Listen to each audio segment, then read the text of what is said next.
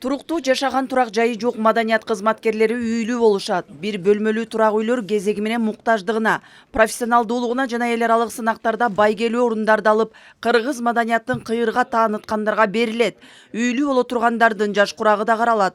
Жашы 30-дан 65-ке чейин болушу шарт. Бүгүн кыймылсыз мүлктү акысыз өткөрүп берүү боюнча маданият, маалымат жана туризм министри Нуржигит Кадырбеков менен курулуш компаниялардын биринин башкы директору Нурлан Эшпаев келишим түздү. Анын негизинде эми 3 жылдын ичинде курулуп жаткан курулуш объектилердин ар биринен бир бөлмөлүү батир акысыз берилип турат.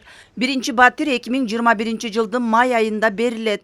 Айлыктарын билесиздер, эң аз алган маданият тармагынын кызматкерлери. Бирок ошол акчага дагы чоң иштерди кылып атат энтузиазм менен.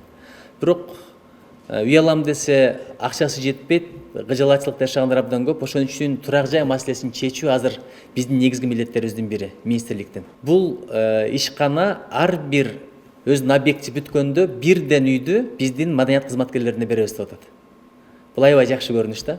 Бирок бир гана ойлонгон нерсем ушул, азыр Бишкектин өзүндө эле 2800 адам кезекте турат. Үй курсаңар биз алат элек депчи.